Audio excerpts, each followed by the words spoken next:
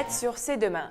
Bienvenue dans cette nouvelle édition de votre magazine d'information 7 jours en Chine qui revient chaque semaine sur l'actualité chinoise les 7 derniers jours. La Chine est devenue aujourd'hui le 3e pays du monde à avoir posé avec succès une sonde sur la Lune. Un ancien cosmonaute de l'Union soviétique, Andrei Antonovich Grechko, et les scientifiques de la Cité des sciences britanniques ont suivi de près la mission Chang'e 3. Ils ont fait l'éloge des progrès de la Chine. Je suis ravi d'avoir vu les progrès chinois dans l'exploration de l'espace ainsi que l'alunissage réussi de la bande de Jade. La Chine réalise ses ambitions dans ce domaine avec des efforts concrets. D'une certaine manière, je pense qu'elle fait mieux que la Russie. Je crois que la communauté internationale va mettre en œuvre des projets en commun pour atterrir sur Mars dans 10 ou 15 ans, puisque c'est un projet trop coûteux pour un pays seul. Nous pouvons nous attendre à ce qu'il y ait des astronautes chinois dans le premier vol vers Mars.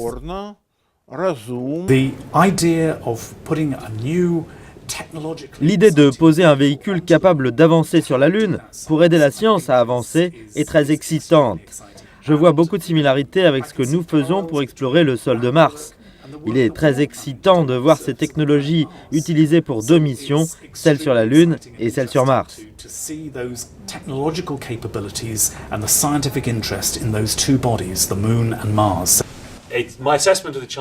Mon impression sur la mission chinoise est qu'elle est très impressionnante et qu'elle avance très vite. Nous avons vu ses progrès dans les télécommunications, les vols habités et maintenant l'exploration de la Lune. La première mission sur la Lune depuis longtemps est symbolique d'une capacité chinoise grandissante. Alors que le Nouvel An chinois approche, la saison des déplacements la plus chaude dans le pays a officiellement commencé. Connue en Chine sous le nom de Chunyun, la période de voyage de 40 jours verra des centaines de millions de personnes voyager sur des milliers de kilomètres à travers le pays afin d'assister au dîner de famille du Nouvel An chinois.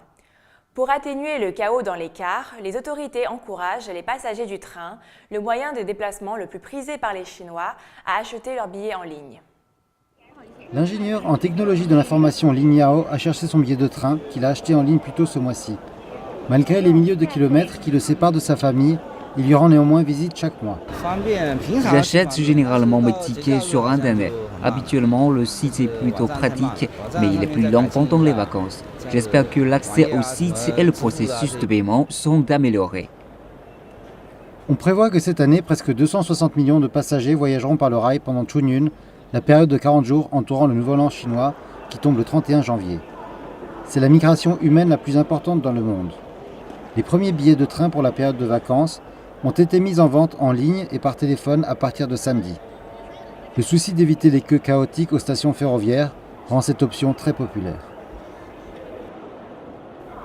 Je retournerai chez moi pour le Nouvel An chinois et achèterai des billets en ligne en avance. J'utilise ce service depuis qu'il est disponible. Les autorités ferroviaires encouragent les passagers à utiliser ce nouveau service afin de réduire les files d'attente au guichet de gare. Les passagers peuvent réserver leur ticket 20 jours à l'avance en ligne, par mobile et par téléphone.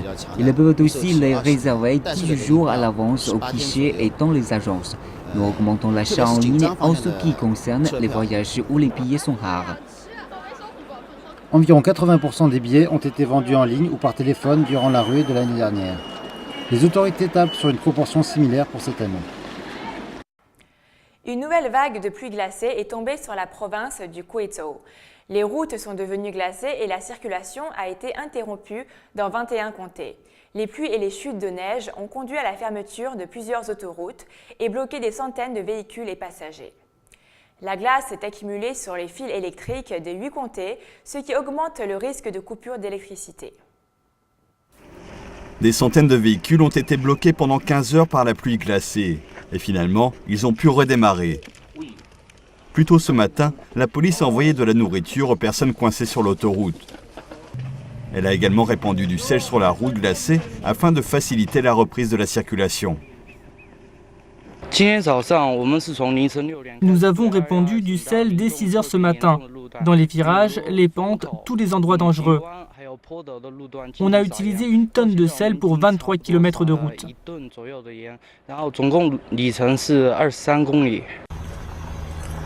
En plus du contrôle de la circulation, la glace accumulée sur les fils électriques augmente les risques de coupure d'électricité. Inspection, mesure et collecte d'informations. Des montagnes à la ville. Les ouvriers des centrales électriques sont sur le pied de guerre depuis plusieurs jours.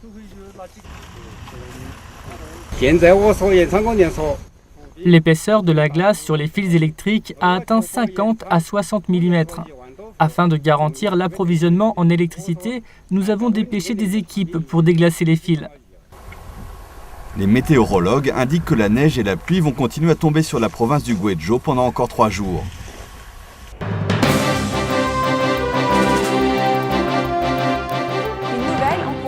Pour l'industrie du cinéma.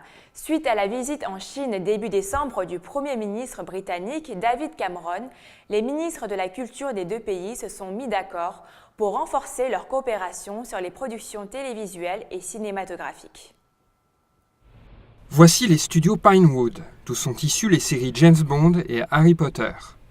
Pendant des décennies, ces plateaux ont été utilisés pour les films britanniques les plus emblématiques. Mais maintenant ils sont aussi utilisés pour des productions chinoises. En avril, les studios Pinewood ont signé un accord avec l'une des plus grandes compagnies chinoises de l'industrie du divertissement, Seven Stars Media Limited, pour coproduire des films et des émissions de télévision.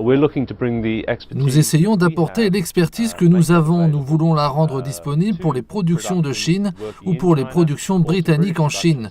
Nous voulons filmer des histoires chinoises qui soient bien reçues en Chine. Ivan Dunleavy faisait partie de la délégation accompagnant le Premier ministre britannique David Cameron lors de son importante visite commerciale début décembre. À cette occasion, le gouvernement britannique avait signé un nouvel accord culturel avec la Chine et avait mis en place un accord de coproduction. Ils espéraient ainsi pouvoir renouveler le succès du film Skyfall, qui avait été filmé à Londres et à Shanghai. Les Britanniques auront l'opportunité de bien mieux comprendre la culture chinoise moderne. Et nous espérons que nos amis chinois auront aussi la chance de comprendre comment est la Grande-Bretagne aujourd'hui. C'est vraiment notre objectif premier. Mais évidemment, il y a aussi des opportunités d'investissement au Royaume-Uni pour les Chinois. Nous avons un régime d'imposition très généreux pour les films, alors les producteurs chinois qui cherchent un endroit où faire un film en dehors de Chine pourront penser au Royaume-Uni. Et sans aucun doute possible, il y a de l'argent à faire. Le secteur du cinéma en Chine est déjà le 2e au monde, et les analystes prédisent qu'il deviendra le plus important au monde dans les 10 ans. Le partage d'énormes plateaux de tournage comme celui-ci, c'est juste une partie de l'accord entre la Chine et le Royaume-Uni. Avec la signature de cet accord, les producteurs britanniques pourront recevoir une plus grande part des recettes sur les films projetés en Chine. L'ambition de la Chine et du Royaume-Uni est de créer des superproductions au succès mondial.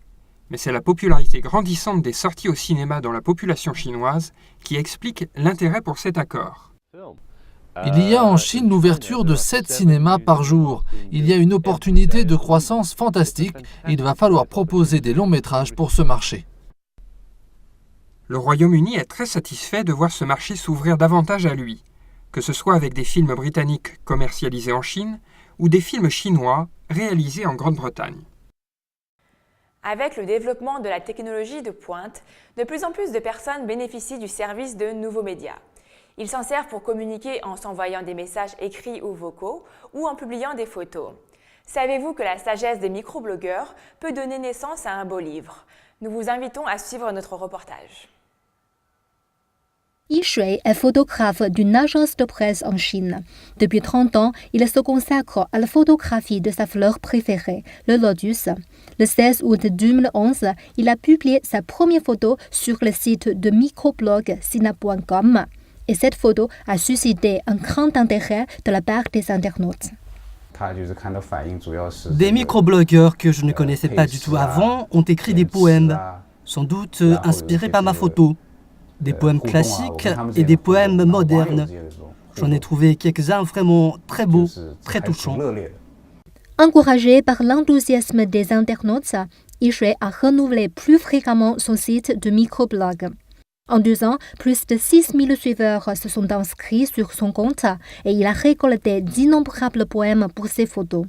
Pour remercier ses amis jamais vus et partager les poèmes avec le plus grand monde, Yi Shui a décidé de publier un livre. J'ai sélectionné 99 photos et les plus beaux poèmes associés à ces photos. Je n'ai plus besoin de recueillir les textes partout, comme ce qu'on faisait pour une édition traditionnelle. Le contenu est déjà prêt. La seule chose restant à faire est de demander la permission des auteurs des poèmes. De plus, j'ai demandé à 3 internautes d'éditer le livre en ligne. Ils m'ont aidé comme des bénévoles. Grâce à la contribution de plus de 200 internautes, ce livre intitulé « La méditation sur les lotus » est né au mois d'août 2012. C'est le premier livre entièrement accompli par des microblogueurs chinois. Et avec l'influence grandissante des microblogs de Yi Shui et de ce livre, certains artistes se sont également essayés à exprimer leur compréhension des lotus, par le biais de peinture, de broderie, de porcelaine et même de danse.